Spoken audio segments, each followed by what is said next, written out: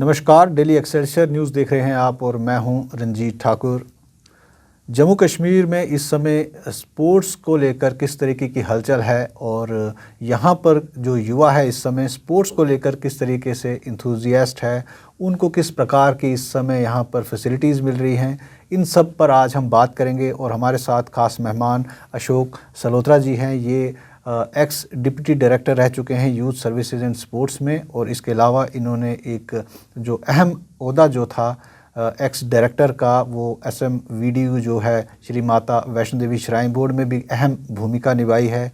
वहाँ का जो स्पोर्ट कॉम्प्लेक्स है उसको किस तरीके से शुरू किया जाए, वहाँ पर किस तरीके से एथलीट्स को ग्रूम किया जाए, इनका एक बहुत ही अहम योगदान है उनमें। और आज हमारे साथ यहाँ पर हमारे स्टूडियो में जुड़े हैं, इनसे बात करेंगे कि जम्मू में इस समय जो टैलेंट है, जो यहाँ पर स्पोर्ट्स फैसिलिटीज़ दी जा रही हैं, उसको ये किस नज़र से देखते हैं और कैसे देखते हैं कि और क्या करने की इसमें ज़रूरत है। तो अशोक जी, सबसे पहले तो स्वागत है आपका हमारे चैनल में। सर, जिस तरीके से आपका बहुत अहम योगदान रहा है स्पोर्ट्स में, काफ़ी समय से आप एक्टिव स्पोर्ट्स में जुड़े भी रहे हैं, आप एक्स प्लेयर भी रह चुके हैं। आप किस तरीके से देखते हैं जम्मू कश्मीर के स्पोर्ट्स को? इस समय 2026 का साल आ चुका है और जम्मू कश्मीर यहाँ पर आप स्पोर्ट्स में देखेंगे तो किस तरफ जा रहा है? JNK की जो स्पोर्ट्स है वो तो डिफरेंट डायरेक्शंस में हम इसको लेंगे। एक तो जो गवर्नमेंट ऑफ इंडिया की पॉलिसीज़ हैं उसका जो बेनिफिट JNK को मिल रहा है, उससे हमारी प्रोग्रेस काफ़ी दिखने में अच्छी लग रही है और अच्छे लोग नेशनल्स पे, इंटरनेशनल लेवल पे पहुंच चुके हैं। और स्पोर्ट्स को मैं as a sports person, as analyst, as coach और एज स्पोर्ट्स एडमिनिस्ट्रेटर, इस एंगल से देखता हूँ स्पोर्ट्स को। हमने that is one angle. Sports की परफॉर्मेंस, आपने नेशनल में मेडल ले लिए, इंटरनेशनल तक पहुँच गए, दैट इज़ वन पार्ट। दूसरा पार्ट है आपका जो mass participation, involvement of people, boys, girls, seniors, उनको इन्वॉल्वमेंट करनी बहुत ज़रूरी है। और तीसरा सिस्टमेटिक ढंग से इसको आगे बढ़ाना based on the scientific methods. और इसके पीछे, हर चीज़ के पीछे एक डॉक्यूमेंट होना चाहिए बहुत बड़ा। वो JNK में डॉक्यूमेंट, जो JNK की स्पोर्ट्स पॉलिसी 2022 को जो ऑनरेबल लेफ्टिनेंट गवर्नर ने अनवील की थी और डेडिकेट की थी हमारे JNK के लोगों को जी, तो वो दैट इज़ द बेस। उसमें थोड़ा सा काम हुआ, मैं महसूस करता हूँ। तो अभी काफ़ी कुछ करने की ज़रूरत है। तो अभी इसके सिलसिले पे मैं कि जो पीछे एक सेमिनार 1 डे एनक्लेव के बारे में जानना चाहता कि जो श्रीजन करके जो फर्स्ट एडिशन हुआ है JNK में, नेशनल लेवल का एक सेमिनार था जिसमें बहुत अच्छे एथलीट्स जो थे, खासकर जम्मू कश्मीर के बाहर से और जम्मू कश्मीर से, वो पार्टिसिपेट किए।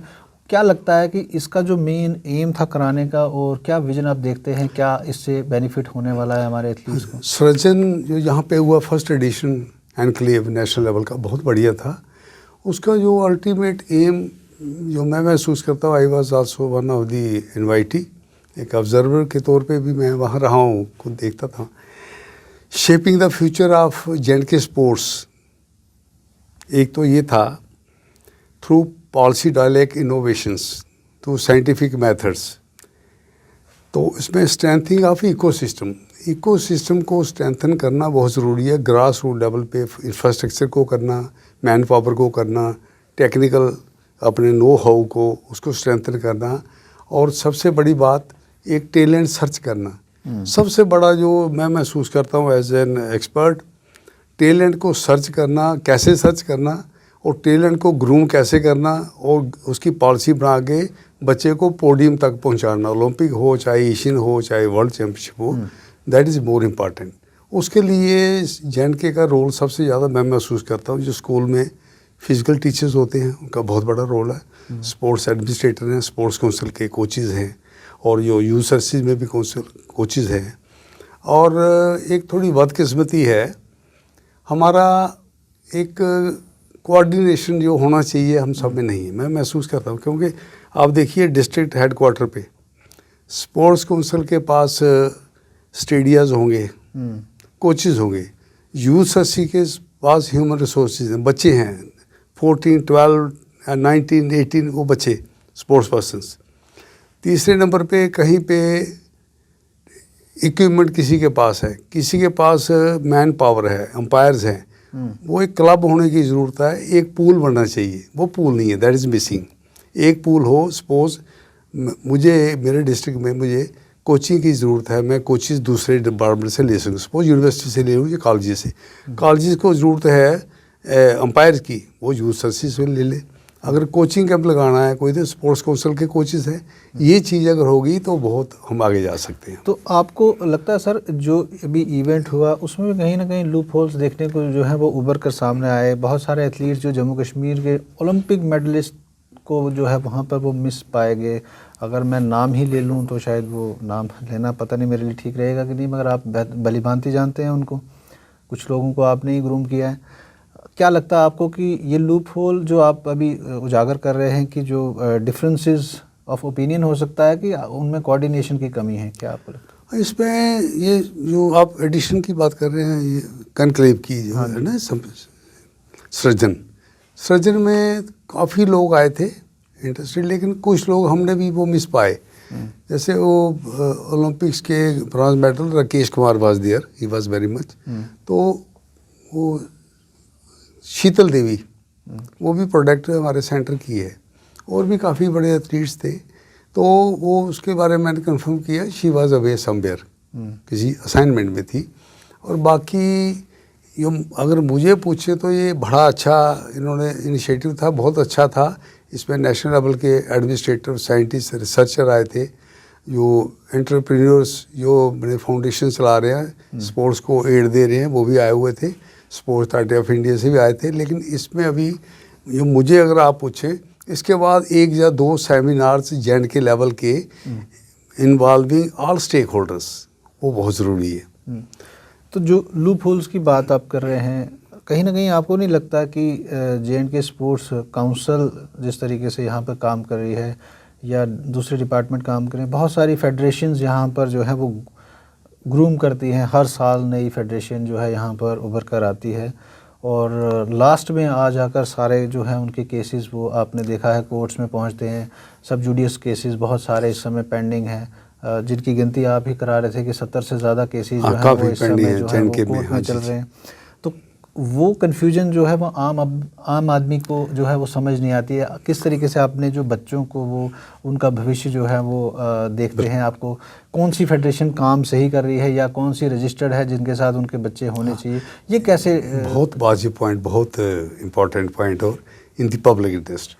एक तो ये बात है, ये जो हमारी ये केसेस हैं, हमारी जेएंडके में बहुत केसेस हैं, मोर देन 70, जैसे कहा सब कोर्ट्स में कोई 6 केसेस हैं, 70 के ऊपर तो वो बाकी कोई कैड में होंगे, कोई डिफरेंट कोर्ट्स में हैं। जो हमारी नेशनल स्पोर्ट्स पॉलिसी बनी 2025 में जो बाहर आई, उसमें इसका एक बहुत बड़ा प्रोविज़न है। उसमें उन्होंने एक लेजिस्लेशन लाया हुआ है। लेजिस्लेशन के तहत वहाँ पे इतनी आपस में झगड़े, फेडरेशंस के बहुत इन्वॉल्व है, एसोसिएशन के झगड़े, कोई एडमिनिस्ट्रेटर गवर्नेंस की प्रॉब्लम है, स्पोर्ट्स पर्सन की प्रॉब्लम है, पेरेंट्स ने रिट्स की हुई हैं। तो कुछ हद तक ये उसमें क्या है, थोड़ा क्यास कन्फ्यूजन काफ़ी अभी तक भी है, हुई है। उसको दूर करने के लिए बड़ा अच्छा लेजिस्लेशन, उसके तहत उन्होंने क्या सुझाव दिया है, to be on the safer side. ये कास्ट इतनी पड़ती है, बेचारा कोर्ट में जाएगा, लाखों रुपए उसको देने पड़ते हैं प्लीड करने के लिए, एडवोकेट्स को या लड़ने के लिए टाइम कंज्यूम बहुत होता है, फ्रस्ट्रेशन होती है, और हमारी प्लेयर्स सफ़र करते हैं। जिस फेडरेशन ने अपने इंटरनेशनल भेजना है, नेशनल में, एशियन में, कॉमनवेल्थ या ओलंपिक्स में, वो नहीं भेज पा रहे। तो उन्होंने ये सुझाव दिया है, एक कोर्स जैसे हमारी वो जो फास्ट ट्रैक सिस्टम पे उन्होंने कहा, वो एक ऐसी कोर्स बनेगी जो विद इन लिमिटेड पीरियड वो डिस्पोज ऑफ करेंगी। मैं चाहता हूँ जेएंडके जो केसेस, जेएंडके में भी वो फास्ट ट्रैक पे ये मसले हल होने चाहिए, ताकि हमारे बच्चे एसोसिएशन में हैं या किसी सोसाइटी में हैं या डिपार्टमेंट के हैं, तो वो दरबदर ना हो, उनको जस्टिस भी मिले, और ये चीज़ फास्ट ट्रैक का यहाँ भी सिस्टम शुरू होना चाहिए। इसलिए असम्बली में इसको चाहिए, ये जो हमारी सृजन हुई इसमें एक ये भी पॉइंट इनकॉर्पोरेट करना चाहिए रिकमेंडेशंस में, ठीक है जी, सो दैट वहाँ पे ये लेजिस्लेशन लाया जाए और ये एक सॉल्यूशन बहुत बड़ा है। तो सर आपको क्या लगता है कि जिस समय आप एडमिनिस्ट्रेशन में खुद थे, आप जब खुद काम करते थे, उस समय में और आपके समय में क्या डिफरेंस रहा है काम करने का, या अब आपको क्या लगता है कि स्पोर्ट्स बेहतर हुआ है या उसमें अभी भी बहुत सारी कमियां हैं? क्योंकि जिस तरीके से पिछले दिनों भी आपने देखा होगा बहुत सारे केसेस ऐसे आ रहे हैं जिसमें रीजनल डिस्क्रिमिनेशन की बात होती है, क्या वो आपके समय में भी होता था या ये अब जो है अब लोग ज़्यादा अवेयर हो चुके हैं? ये एक सब्जेक्ट है पब्लिक इंटरेस्ट का, this is in the interest of the sports and governance. और एक ये मैं इसमें ये कहूँगा, ये जो इसमें मेन प्रॉब्लम आती है सिलेक्शन में, क्योंकि सिलेक्शन में जो मैंने देखा, मेरा पास्ट एक्सपीरियंस जो भी ये कहता है, सिलेक्शन के लिए जब आपके पास समय कम होगा तो ये चीज़ें वहाँ होंगी। क्योंकि आप 50-60 प्लेयर्स को बुला रहे हो एक प्लेटफॉर्म पे, अगर क्रिकेट ही लगा लो, आप 8-10 दिन में उसकी बैटिंग ऑर्डर, फील्डिंग, बॉलिंग, ये सब डिटरमिन करना बहुत डिफ़िकल्ट है 8-10 दिन में। तो इसमें क्या है, कैंप्स लंबे लगें, उसके बाद इनकी जो सिक्योरिटी है ओवर एज की कोई अगर है तो उसको कैसे करना है, उसमें साइंटिफिक एंथ्रोपोलॉजी है, किनेसोलॉजी है, इसमें क्या करते हैं ये ऑर्थोपेडिक सर्जन्स, वो ना थ्रू एंथ्रोपोमेट्री वो जब मेजरमेंट करते हैं, जैसे हमारा अल्ना रेडियस है, स्टार्टिंग में बच्चा होगा 14 साल तक हम उसको डिटेक्ट कर सकते हैं, 14 साल का, उसके ये जो ऑसिफिकेशन बोन्स होती है ये स्टार्टिंग पहले जुड़ी होती हैं, यूं ही बच्चा बड़ा होगा 16 साल का होगा, 18 में ये गैप बढ़ता जाएगा, उससे भी डिटरमिन हो जाता है ये ओवर एज है। एक तो ये झगड़ा होता है, दूसरा ये है कोचिंग कैंप के दौरान बच्चे को सफिशेंट टाइम मिलना चाहिए, कोई भी कैंपर है सफिशेंट टाइम मिलो, उसको दिया जाए तो उसमें जस्टिफिकेशन होगी, जस्टिस भी होगा, बच्चे को भी सेटिस्फेक्शन होगी। हाँ, खुला टाइम दीजिए उसको।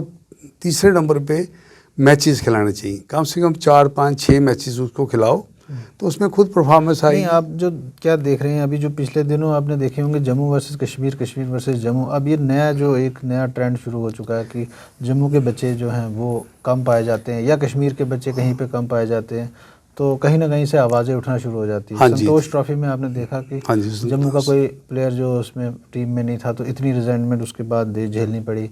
फिर अंडर 14 का देखा, तो आपको क्या लगता है ये डिस्क्रिमिनेशन या ये जो बातें थी ये पहले भी होती थी? ये तो पहले भी होती थी, हमारे समय में भी कई दफ़ा कश्मीर के ज़्यादा प्लेयर आ गए तो यहीं से भी बातें उठती थी कि वो कैसी, या जम्मू के ज़्यादा चले गए तो कश्मीर से वो होती थी। ये इसमें मैं ये कहूँगा, जब आपके मेथड्स प्रॉपर हैं, स्टैंडर्ड ऑपरेटिंग प्रोसीजर्स जो इसको कोचेज़ हैं या उसके ऊपर सिलेक्शन कमेटी के चेयरपर्सन्स हैं, एडमिनिस्ट्रेटर, वो क्लियर हों तो ये चीज़ें नहीं होती। और दूसरा, ये जो प्लेयर्स हम सिलेक्शन करते हैं स्पॉट पे, यहाँ पर आप ले लेंगे तो हम ये करते थे, बच्चे की बैकग्राउंड भी देखते थे। अगर अंडर 19 का भी हमारे साथ खेल रहा है, 2 साल पहले या 1 साल पहले नेशनल्स में इसकी क्या परफॉर्मेंस रही, डिस्ट्रिक्ट लेवल पे क्या रही, उसको भी ऐड करके, प्लस इसकी प्रेजेंट परफॉर्मेंस, उसका अनुशासन, उसका बिहेवियर, उसकी जो ये टोटल सम परफॉर्मेंस अचीवमेंट। तो तीसरी बात होती है साइकिक फैक्टर, साइकोलॉजिकली उसको जज करना। कुछ बच्चे बड़े अच्छे होते हैं, मैचेस में वो नहीं खेल पाते, ठीक है ना, उसमें उनको बेचारों को नर्वसनेस आ जाती है, they become jittery, some time consistency की प्रॉब्लम होती है। ये सारे फैक्टर इकट्ठे किए जाएं। और तीसरा मैं चाहता हूँ इसमें पॉलिटिकल इसको एंगल से नहीं लेना चाहिए स्पोर्ट्स को। अगर ये कोई अच्छा खेलता है तो ही शुड गो। तो इसमें एक मैं महसूस करता हूँ, जब आप सेमीफाइनल या फाइनल स्टेज है आपकी, फॉर एग्जांपल सिलेक्शन की, अगर आपने 40, 50, 60 बच्चे एकदम लाए, उसमें 2-3 दिन में you won't be able to justify. मेरे हिसाब से what I suggest, school game federation of India में हम रहे, हम तो 120-25 नेशनल चैम्पियनशिप कराते थे एक साल में। तो वहाँ पे ये जो एकदम करने से बेटर है आप इनको 3-4 स्क्रीनिंग करिए। स्टार्टिंग पे एक लॉर्ड को निकाल दीजिए, 5 दिन के बाद दूसरा लॉर्ड निकाल दीजिए, लास्ट पे लिमिटेड बच्चे रखिए, वो रखी है। तो आम टेंडेंसी क्या होती है, ज़्यादा बच्चे की सपोज हमने क्रिकेट के सेलेक्ट करने हैं 16, हम रखते हैं 40-50 ताकि आपस में ये कंपटीशन मिले। उसके लिए 16 के बजाय वी कैन कीप 32 और बड़े क्रिकेट जो एक्सपर्ट्स हैं दे कैन डिसाइड। उसके लिए जो इसके जो फाइनल सिलेक्शन या उसके पहले सिलेक्शन 4-5 मैचेस एटलीस्ट होने चाहिए दूसरी टीमों के साथ, जो क्लब्स के लिए एसोसिएशन के साथ बच्चों के वहाँ से होगी। दूध का दूध और पानी का पानी, ये चीज़ें इसमें। तो सर आपने काफ़ी अहम जो है वो कार्यभार निभाया था आपने Shri Mata Vaishno Devi shrine board university में एज ए स्पोर्ट्स डायरेक्टर का भी, और आपके समय में वहाँ पर जो है स्पोर्ट कॉम्प्लेक्स भी शुरू हुआ। बहुत बेहतरीन जो है वो प्रदर्शन हुआ वहाँ से। शीतल देवी जैसी बड़ा नाम जो है वो दुनिया में उन्होंने कमाया, राकेश जी ने बहुत अच्छा नाम कमाया।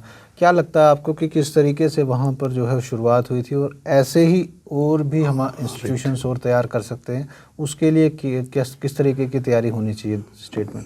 ये जो हमारी एजुकेशन पॉलिसी है 2020 की और स्पोर्ट्स पॉलिसी नेशनल्स 2025 और हमारी 2022 की JNK की स्पोर्ट्स पॉलिसी है, दीज हैव इंटरलिंक। तो उसमें मैं श्राइन बोर्ड की बात करूँगा। जब मैंने टेक ओवर किया तो मुझे चेयरमैन जो ऑनरेबल गवर्नर थे नरेंद्र बोरा साहब, उन्होंने मुझे वहाँ पे नियुक्त किया। तो मुझे टारगेट दिया था 20 मेडल हमें नेशनल तक आपने देने हैं। मैं कहा मैं पूरी ट्राई करूँगा, मुझे आपकी support, I got full support from administration, from हमारे जो गवर्निंग काउंसिल है वहाँ पे। ओलंपियन वो मेंबर भी ओलंपियन द्रोणाचार्य वाडी, अर्चना वाडी सभी वो मेंबर थे। हेडेड बाई पहले SS ग्लोरिया सर थे, उसके बाद डॉक्टर अशोक वान। तो वो चलता रहा। तो हमने कोशिश की, प्रयत्न किया। तो मैंने जब ये सेंटर स्टार्ट किया, आई स्टार्टेड विद 4 स्टूडेंट्स, 4 बच्चे पकड़े, करते करते 400 तो 25 के करीब हो गए जब मैंने छोड़ा आफ्टर 7.5 ईयर। इसी बीच मेरा, जब मैंने आपसे अभी जिक्र किया टैलेंट सर्च कैसे करना है पहली बात, दूसरा उसके टेस्ट कैसे करने हैं बच्चे के अगर ओलंपिक स्तर वर्ल्ड तक पहुंचाना, तीसरा उसकी planning, micro plan, mid term plan, short term plan वो कैसे हो, फिर एक्सपोजर देना, ये चीज़ें हमने की। तो ये जब ये इसकी इनागोरेशन थी, ऑनरेबल प्राइम मिनिस्टर ने की इसकी इनागोरेशन, मोदी सर ने किया। तो वहाँ पे उन्होंने 2 चीज़ें कही, तो बहुत खुश हुए वो देख के। उन्होंने ये कहा खेलोगे तो खिलोगे। तो ये जो स्लोगन था वहाँ कटरा हमारे वहाँ से शुरू हुआ, पूरे हिंदुस्तान में गया। जहाँ भी आप दिल्ली खेलो इंडिया में मुझे बुलाया था प्राइज डिस्ट्रीब्यूशन के लिए 5 साल पहले, तो वहाँ भी वो लिखा हुआ था, अच्छा लगा। वहाँ पे जो सेंटर हमने स्टार्ट किया, आस्ता आस्ता लोग आते गए। हमने अपने कोचेज़ ने भी बहुत मेहनत की वहाँ। इनको बोला, गांव में भेजा, मैं खुद जाता था स्कूलों में, कॉलेजेस में, जम्मू भी हम गए, यूथ सर्विस की टूर्नामेंट उधमपुर में हुई या सांबा में हुई, मैं खुद गया। वहाँ से टैलेंट लाते थे, कटरा के इर्द गिर्द वो टैलेंट लाया। तो हमारी जो कोशिश थी श्राइन बोर्ड की, JNK गवर्नमेंट के जो एफर्ट्स हैं स्पोर्ट्स में, उसको सप्लीमेंट करना, बच्चों को एक फिटनेस की ओर डालना ताकि दाएँ बाएँ ना जाएँ। ये जो राकेश था, एक ज्योति बालिन थी, इसको हमने पूरी प्लानिंग के तहत सिस्टमेटिक ढंग से वहाँ सेंटर चलाया, इक्विपमेंट पूरा दिया, समय पूरा दिया। 8 से 10 घंटे ये प्रतिदिन प्रैक्टिस करते थे।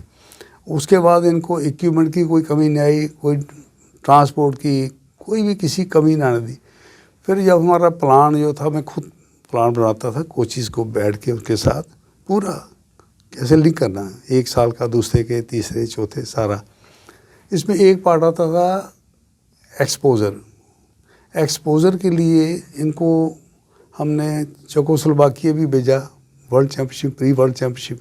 फिर यहाँ हरियाणा में, दिल्ली में चेकोस्लोवाकिया, उसके बाद दुबई, बहुत एक्सपोजर इनको मिला। तो विद द रिजल्ट ये आगे बढ़ते गए। वो भी JNK में 4 हमारे वर्ल्ड चैम्पियन हो गए वहाँ से। तो 3 एशियन मेडलिस्ट हैं और ये प्राइड ऑफ द नेशन।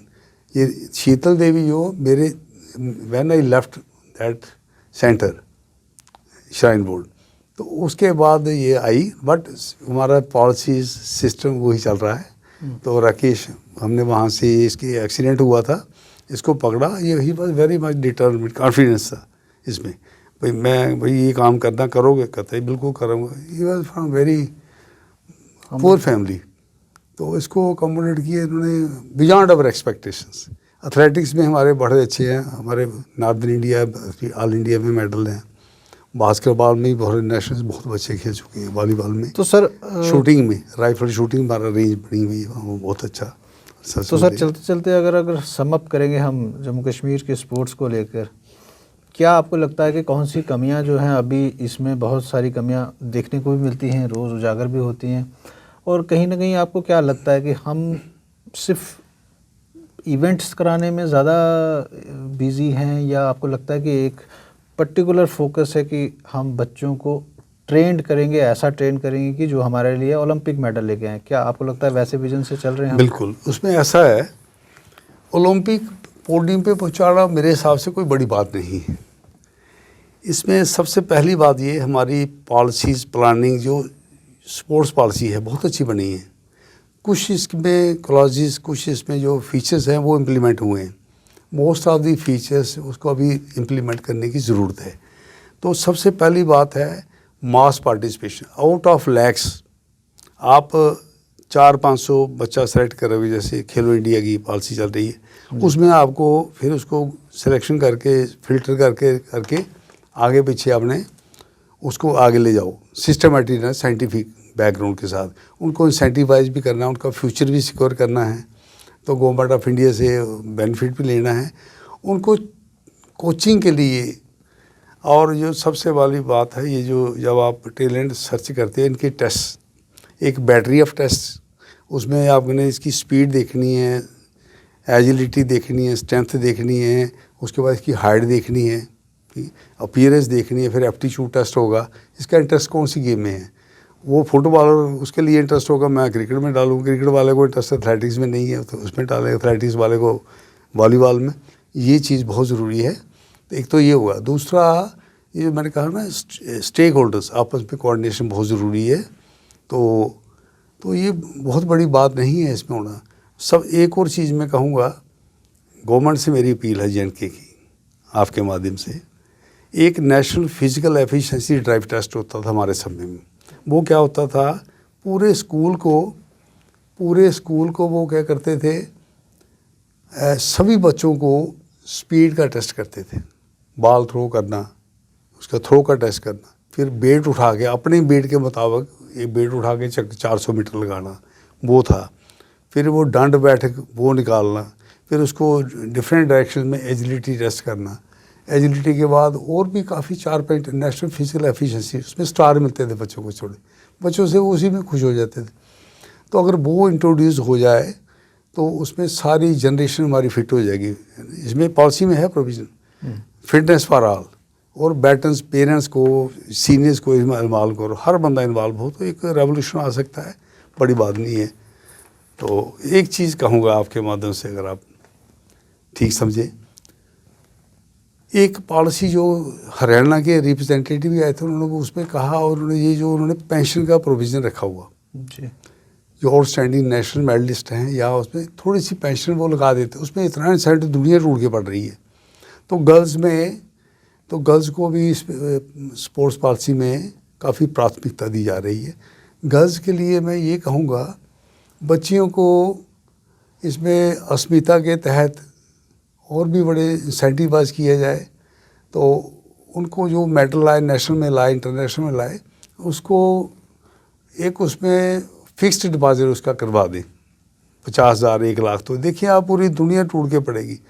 तो दूसरा, अगर बच्चे 6 कैंप अटेंड करते हैं, उनका कम से 2-2.5 महीने वेस्ट होते हैं। उसकी कंपनसेशन के लिए उसको मार्क्स का प्रोविज़न, ये कुछ स्टेट्स में है, मार्क्स दीजिए। सपोज 22 मार्क्स आपने दिए, 3 सब्जेक्ट में कमज़ोर है, ठीक है, उसको वो ऐड हो गए, ठीक, ऐड हो गए, उसको अगर वो फेल हो रहा है वो पास हो जाएगा। अगर उसकी सेकंड पोजीशन आ रही है, उसकी फर्स्ट पोजीशन आएगी, तो मार्क्स के बच्चे को कहेंगे, मेरे हिसाब से बेटा आपको 20,000 रुपये दें या 20 मार्क्स दें, ही विल प्रेफर मार्क्स। इसमें एकदम रेवोल्यूशन आएगा। ये चीज़ें करने वाली हैं, थोड़ी सी हैं, इसमें बड़ी बात भी नहीं है। तो बाकी मदरली ट्रीटमेंट बच्चों को चाहिए, मदरली, कोच को, फिजिकल एजुकेशन ऑफिसर्स को, और ऑफिसर्स को अपग्रेड होना बहुत ज़रूरी है। तो आज हमारे साथ खास मुलाकात में अशोक सलोत्रा जी जो थे ये हमारे साथ जुड़े थे और ये डिप्टी डायरेक्टर जो हैं retire youth services and sports से थे।